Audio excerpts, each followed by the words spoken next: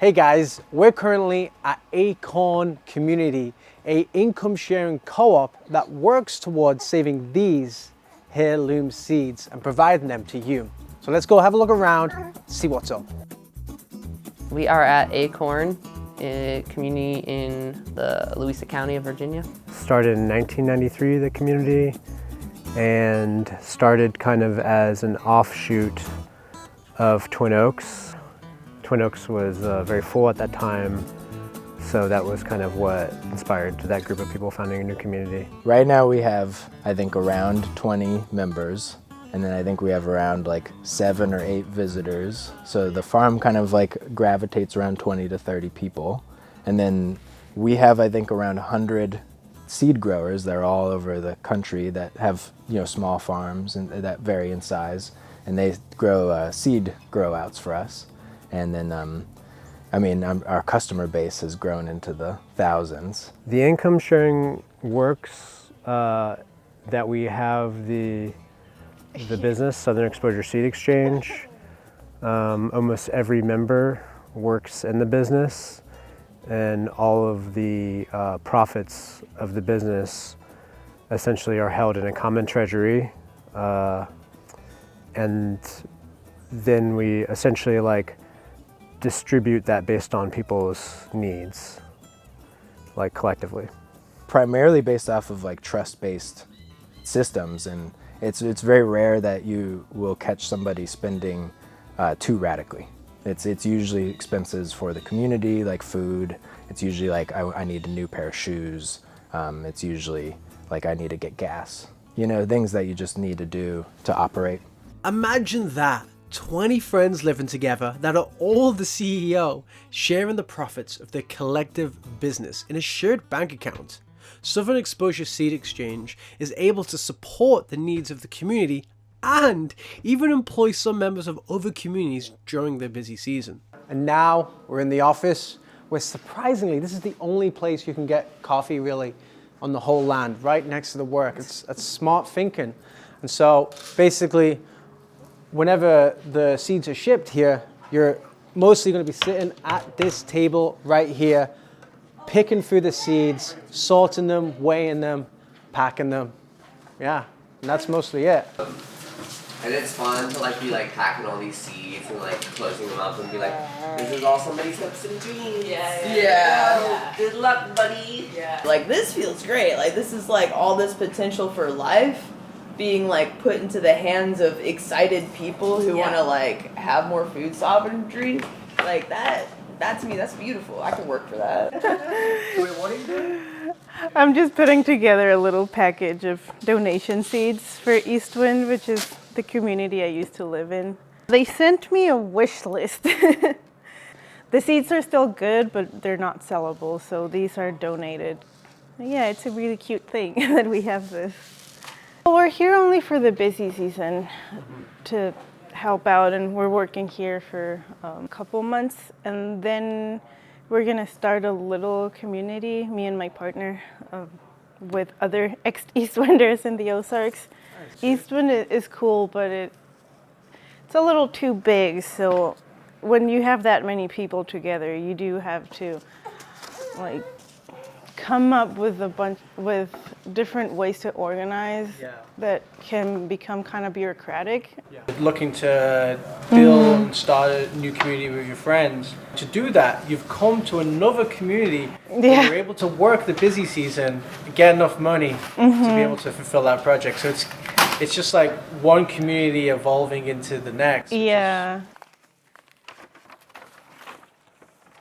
So just around the corner from the office, I think this is the autonomous zone on the land. Looks like where all the riffraff goes on. But I'm actually not going to go inside here because we have Felix with us. So we're going to avoid that space. But this is this space, and it looks pretty cool. Maybe when Felix goes to bed, Daddy gets wild out in the autonomous zone. Let me go show you this, because this is wicked. This is insane in here. It's my favorite spot. Probably Julia's favorite spot too. if we stayed here longer, because have a gander at this. Woo! Imagine all the things you could build. Not me, but if you were a builder, all the tools you could absolutely ever imagine, paint, all kinds of stuff. But you know, I said this is my favorite building. It's not because of this. It's because of what's upstairs. It's a dream come true of a dream I have had. I mean, it's not a ping pong table, don't get me wrong, but a really nice space for pool. I was playing last night to the late hours, and apparently every single person, every member here is in a band. That's what I'm told because of this. A studio. I mean, it could even be used for podcasts too, huh? You know, in here. And now this is what I'm talking about. A game room. Not just board games, boring board games. No. Video games. Let's go. We have VR headsets. We have computers to the wazoo. Big screens. High-speed internet. An absolute vibe. It's a dream come true. I already said that, right? No. Anyway, yeah. This is amazing. Like last night, I don't know if you know this about me, but I actually play soccer games online. I know it's weird, but last night I was able to play with my mates right in here. Absolutely fantastic. I think it's actually like a dancing table. That's really fun. I don't know. I'm just making that up. Imagine though, someone like tap dancing in the middle and everybody like tapping their cups on the table. Once we're past dry January, maybe, Jules. Maybe. We're trying to find the gym, and I don't go to the gym. This is crazy, huh? This is a big sign that they actually, you know, it's a commune, but they all work in the office. They need a gym. Yeah, really cool. Isn't this like top level living, you know? And so we're over here at Hotwood House, or I think it's a Hotwood House or Hotwood something. And there's a lot of like living space all within this, but this is really the heart of the community. Yeah, we have the work, the office over there, but in here we have the kitchen, we have a vibe. Let's go see. This is like the dining room space. We have a big table, Felix over there. There's also people are running for mayor. We got Bebo running for mayor. We also have the Jimmy Carter's ghost over there running for mayor. It's pretty neck and neck right now. There's a lot of votes going in different ways. There's also a Wicked play happening here, so that's really cute. So a lot of communal activities. I think the mayor thing is kind of more of a joke. There's some really nice freezer set up here. Oh, geez. Here's the current mayor. This is Omelette. As soon as we pulled in, Omelette checked out the bus, made sure we were legit. Then when food's cooked, sits around here. Right now we got some spaghetti sauce, sausage. We got a dish station. You know, the most important thing in any community is happening right there. And number two is happening right here. No, it's not the toilet. Number two, it is the kitchen. It's the cooking. What are you cooking? Making a curry. Oh, nice. Wow, just what I need. And look at the setup here. Like, you want to make bread? No problem, because you got that. And you got the biggest oven I've ever seen in my life. 2 of them. Got like a ginormous stove set up. This guy, I think a grill? Griddle. Let me show you all the food storage here. Like now we got the spices. Have a look at this. you know, I thought in my days I have saw a lot of nuts, but this, lads, this is nuts. We got food up the wazoo. All the food that you can imagine. The biggest bag of chips I've ever saw in my life too. Check this out. The walk-in fridge. I'm actually scared though. I might get trapped in here. Terrified actually. If someone didn't like me. Who's gonna care about dishes? But I think it's always a big thing in community with the dishes. And this system here looks amazing. You know, you got the steamer. System makes it a lot easier. Yeah, and also, like, in my opinion, the dishes, like, who's doing them, who's not doing them, whatever, as long as they're, like, getting done, that's what matters. And also it's a direct reflection of how cared for people feel. It's like how much they're willing to care for a space, but particularly the dishes, because it's like that dirty job that like no one really wants to do. But if you're feeling super cared for and you're really in community, then you like want to do that kind of work, and you don't want to burden other people with it more than like their fair share. I don't even know if that one's gonna go. See if it's more. I'd always kind of dreamed of something like an intentional community or commune. I just like didn't have access or like know where they were or anything, but I was just like, there's gotta be some gay people in the woods somewhere.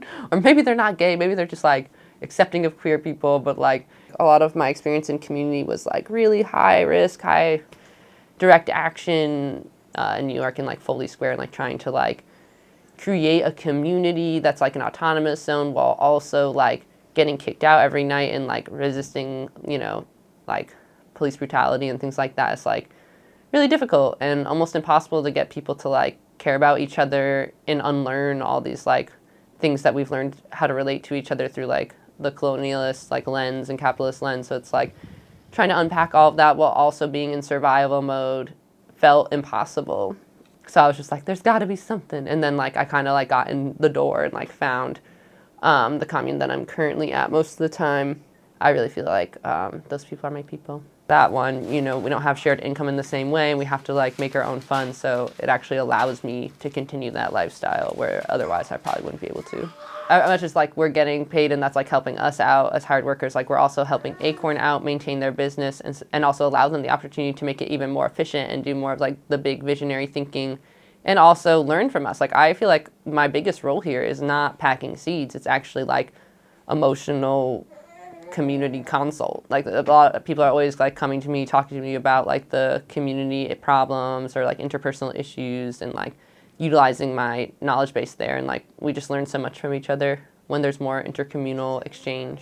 It means a lot to work with the seeds. They're like little souls of the plant, you know. They're like the first thing that it gives it life, and it's also the last thing left over when the rest of the plant dies.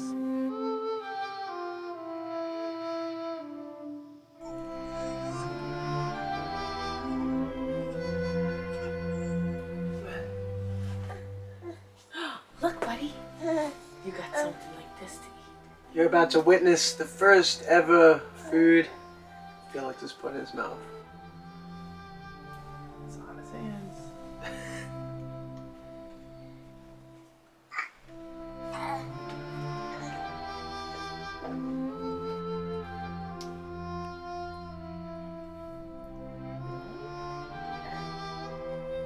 You're doing really good, bud. That's food like we eat. Yeah. See, look. You want that, but you don't know how. Oh, you got some. You got some. Are you gonna put that in your mouth? Yeah. So give me more.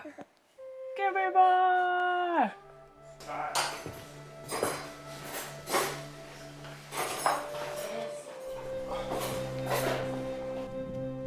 Visiting Acorn in January was a very unique moment in time. There were people from 6 different communities represented in the space helping to package seeds. As we worked, we shared our experiences from our individual communities, realizing we had so many similar struggles and common joys. When opportunities are provided for communities to come together and learn from one another, the entire network of communities is strengthened. Yeah, so when I first moved to Acorn, I had a passion to try to like learn more about agriculture and horticulture and things like that, and that led me to just finding this whole world where there's hundreds and thousands of different variations of a type of plant. Having an heirloom variety, for example, which means it's been stabilized over 50 years, is something that like is a value to humanity, to where it takes 50 years to accomplish that. And some of the heirloom varieties have been seed saved for hundreds of years, thousands of years. And those people who have continued that seed saving have made it to where the Seminole pumpkin or the Radiator Charlie mortgage lifter, that those varieties are with us today. And then institutions like Southern Exposure Seed Exchange have procured these kind of seed banks that have made it to where the capitalist agenda has now mixed with seed preservation. So now people, even without knowing it, are saving seeds in their small gardens. And I sometimes think about it like where we send out like thousands of packets of a certain variety, and then maybe just 2 people seed save it. And then those 2 people, like it's just a little connecting point, and it just keeps going. The idea is like kind of inspiring people to garden and preserve their own seeds, and kind of like feel like they have a sense of like self-determination or autonomy in their local communities. You know, there's all these like really big systems that I think a lot of people don't feel like they have a lot of influence or control over, and I think seeds are kind of this symbolically and literally like liberating thing for people, where they can feel like you could potentially kind of like start growing your own stuff, and you know, not having to rely on so many of these things. There's just kind of an idea that led me here, something kind of like a fantasy. You know, I knew in the back of my mind that, you know, there's no such thing as like utopia, but for me it was just inspiration to kind of change a little bit what I was doing and try to find something that's like unique, you know, a different type of story. And so far it's definitely fit that.